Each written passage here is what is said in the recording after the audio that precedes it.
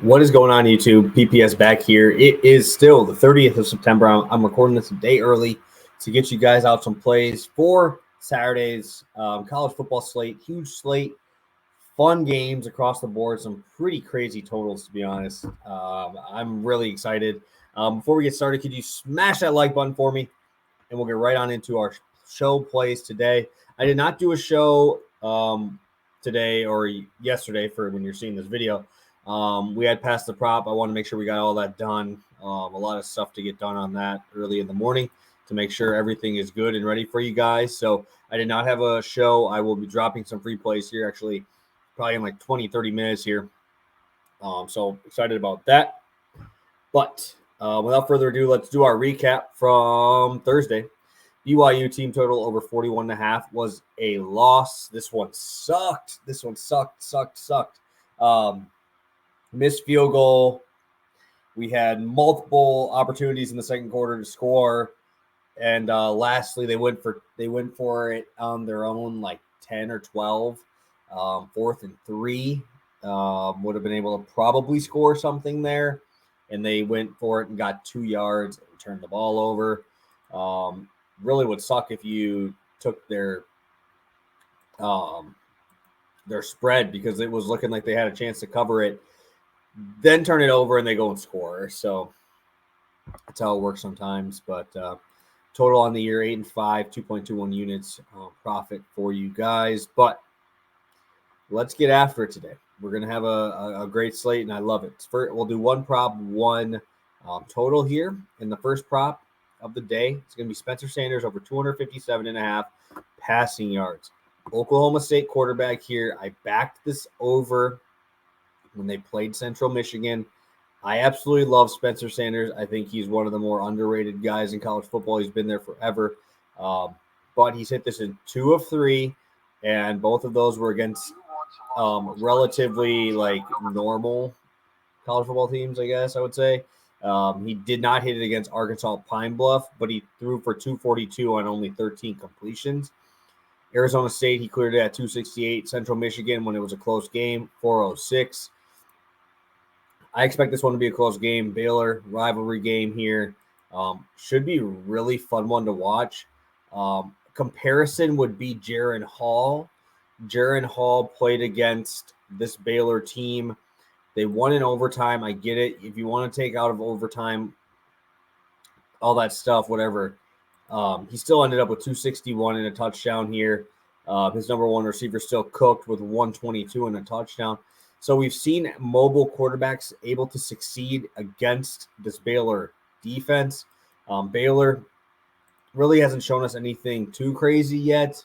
Obviously, they lost to BYU. They beat Iowa State in Iowa State, which is a very good win. But other than that, Texas State and Albany, the other 2 spots, I'm not a huge believer here in Baylor. But, I mean, it's going to be a rivalry game. It's going to be a fun matchup. Spencer Sanders is a very old quarterback, right? He's got the experience. And obviously last year they missed moving on to the tournament last year, or to the playoff last year, by inches. So he threw for 257 yards exactly against this team last year in that game. Also ran for 33 yards here as well in that game. Earlier on when he was in Baylor, 182, only completed 13 passes in that, but did run for 76 total yards, rushing there too. So I really like Sanders. I think all of his weapons are going to be able to work here. A lot of guys have been rotating through, and I think that this is going to be the week that we see a lot more of them get healthy. You got Braden Johnson, who's fantastic. Presley is back in Adam. I think that's a very important one there, as well as both Richardson guys out there as well. I really like Sanders to get here. This is the most experienced quarterback here. He's been in these big moments. And I also do like his weapons. I think that his weapons are good enough to do it here and get the job done for us. And lastly, I do like that it's in Baylor, right? Obviously, being at Oklahoma State would be nice for like the crowd and all that. But I think that is going to lead to more hype for Spencer Sanders. Like I said, this is a 4-year quarterback, knows what he's doing, knows the offense, has been electric to start this season. And I think that this is going to be one of those games where if we're going to have a sneaky dark horse Heisman run, this is a game that you got to win. This is a game you got to show out in. I think that this is a game that Spencer Sanders absolutely destroys this year and takes it over and wins this one in Baylor. Sign me up. Spencer Sanders over 257.5 passing yards. All right, guys, heading into our total for today. A team that you've seen me back quite a bit on totals, and it's been the Oklahoma Sooners here. Oklahoma TCU first half over 34. This is on Draftkings. Let me check. Yes, this is a Draftkings line. I love the spot. Absolutely love the spot. We have TCU coming off of a huge win versus SMU last week, but they scored 42 points, but allowed 34 to my boy Tanner Mordecai. Obviously, I love Tanner Mordecai. You guys know that already, but Gabriel has been fantastic so far this year. Obviously, they lost that heartbreaker to Kansas State, and I think that's even going to help us even more here. Obviously, Adrian Martinez can't really chuck the ball around. He's more of a runner. TCU has an absolute beast at running back. Kendre Miller, fantastic. 142 last week in a touchdown on 17 carries.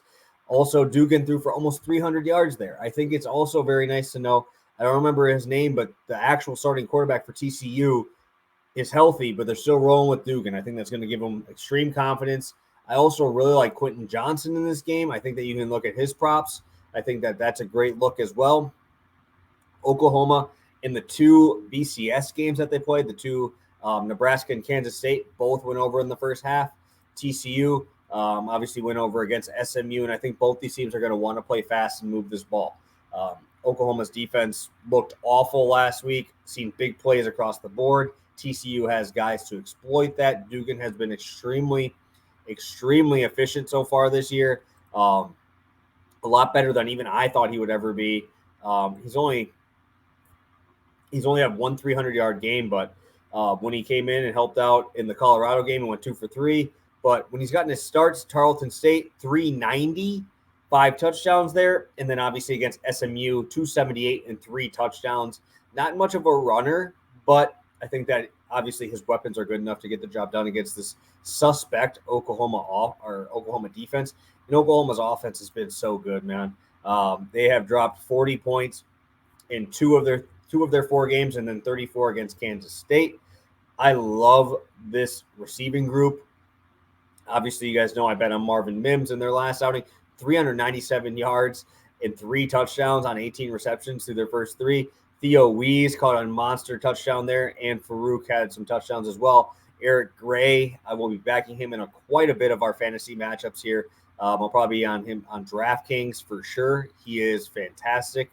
I just think that everywhere this goes, the offense has the advantage, whether it be Oklahoma or TCU. I think both offenses are going to score at will, and I want to do it in the first half. I think that we're going to see some fireworks early on. So Oklahoma TCU first half over 34, minus 120, and Spencer Sanders over 257.5 passing yards, minus 114.